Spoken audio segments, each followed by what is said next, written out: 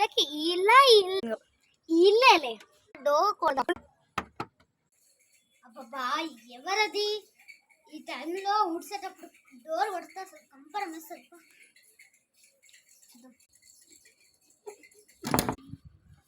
అబ్బా ఎవరది? Hi Rebecca వస్తున్నానే. అబ్బా ఏం సౌండ్? ఎవరు వచ్చారు? ఫ్రెండ్ వచ్చింది అనుకోసమే.